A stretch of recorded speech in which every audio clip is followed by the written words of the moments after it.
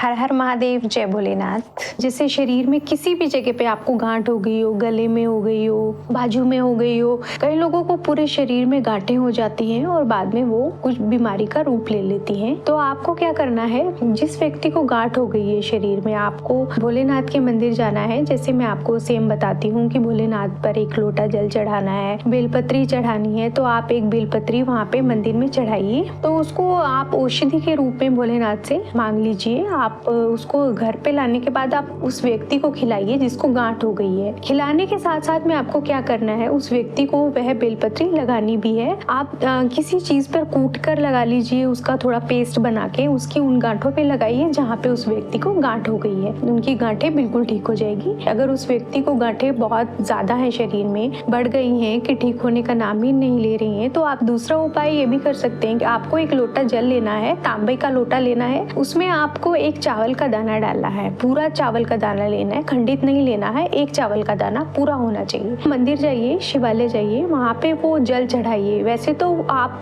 जिस व्यक्ति को ये दिक्कत है, बीमारी है, उस व्यक्ति को खुद करना चाहिए तो उसका ज्यादा अच्छा फल मिलेगा। लेकिन वो खुद नहीं कर सकता है तो कोई और कर सकता है। भोलेनाथ को जल चढ़ाना है और वो जल आपको एक ही धारी से चढ़ाना है। मतलब ऐसे नहीं है कि धीरे धीरे चढ़ाना है, एक ही धार बनाकर आपको वो जल भोलेनाथ को चढ़ाना है। और वो जलाधारी से जल ले आइए। एक चावल का दाना भी आप वापस ले आइए भोलेनाथ के मंदिर से, और वो चावल का दाना भी आप उस व्यक्ति को खिलाइए जिसको गांठ हो गई है, और साथ साथ वो जल पिलाइए। उससे भी वो व्यक्ति 1 से 1.5 महीने तक ठीक हो जाएगा। उसकी गांठें ठीक हो जाएंगी शरीर में, ना ही आगे वो गांठें बनेंगी, और जो है वो धीरे धीरे खत्म हो जाएंगी। कुछ लोग घर पे शिवलिंग नहीं लाते हैं। वैसे कोई वहम नहीं होना चाहिए घर पे शिवलिंग लाने में। हर किसी के घर शिवलिंग होना चाहिए। मैंने पहले भी वीडियोस में आपको बताया है। आपने पार्थिव शिवलिंग सुना होगा, अपने हाथ से खुद निर्माण करते हैं शिवलिंग का। तो आप अपने घर में ही आप एक पार्थिव शिवलिंग बना सकते हैं और उसका बहुत महत्व है। आपको मन चाहा फल मिलेगा। आप पार्थिव शिवलिंग बनाओगे, आप अपने घर पे शिवलिंग बनाओगे मिट्टी का, और सावन में तो आप अगर हर रोज पूजा करोगे तो आपकी मतलब जिंदगी के दुख कष्ट सब कट जाएंगे, खुशियां आएंगी, आपको बहुत अच्छा फल मिलेगा। तो सावन में ये जरूर करना ऐसा,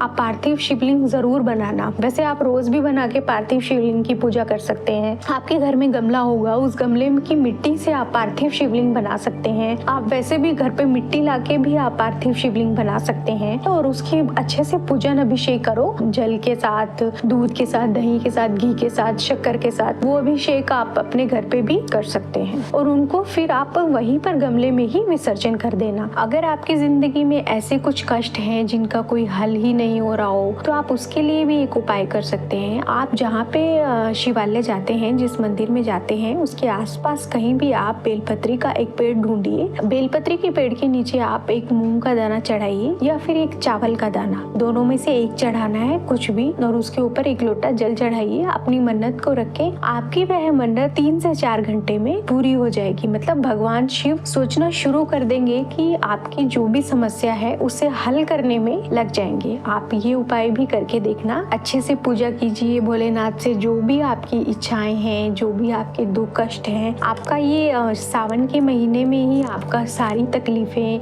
आपकी सारी प्रॉब्लम्स जो भी आपकी जिंदगी में है सब दूर हो जाएंगी। आप भोलेनाथ की पूजा करो, सेवा करो, मंदिर में झाड़ू पोछे की। जैसे मैंने आपको पिछली वीडियोस में बताया है, ये 1 महीना आपके लिए बहुत चमत्कारी है। भोलेनाथ से इस 1 महीने में आप जो भी मांगोगे वो आपको देंगे ही देंगे। इसमें ये नहीं है कि आपकी किस्मत में नहीं है, आपके कर्म में ये चीजें नहीं लिखी है। आपके कर्म में नहीं भी है, भोलेनाथ आपको फिर भी देंगे। आप उनको भक्ति दो, वो आपके जीवन की हर समस्याएं ठीक कर देंगे। और जो आप चाहते हैं कि मैं जिंदगी में ये चाहता हूँ, आप भोलेनाथ से एक बार मांगिए, एक बार उनकी भक्ति करो, पूजा करो, तो आपको सब कुछ मिलेगा। आप भोलेनाथ की पूजा करोगे तो आपको शिवलिंग पे क्या क्या चढ़ाना है, तिल चढ़ाने हैं, दूध चढ़ाना है, घी चढ़ाना है, शक्कर चढ़ानी है, शहद चढ़ाना है, चावल चढ़ाने हैं, जौ चढ़ाने हैं। आप गन्ने का रस भी चढ़ा सकते हैं, गेहूं भी चढ़ा सकते हैं। हर चीज आप करना। ये सब हमसे तो भगवान प्यार करते ही हैं, लेकिन आप भी दिखाओ कि आप भोलेनाथ से कितना प्रेम करते हैं। आप जब अपने दिल से भगवान को मानना शुरू करेंगे ना, तो आपको खुद से पता लग जाएगा कि भोलेनाथ क्या है। आप एक बार अपने कष्ट, अपनी दुख तकलीफें उनके सामने रखो। तो इंसानों के सामने तो आपने हमेशा रखी है कि मेरी जिंदगी में ये तकलीफें हैं। इंसानों से तो आप रोज ही करते हो बात। एक बार मेरे कहने से भगवान से बात करके देखो, आपको जितना चाहिए ना उससे भी ज्यादा मिलेगा। और सावन में तो आप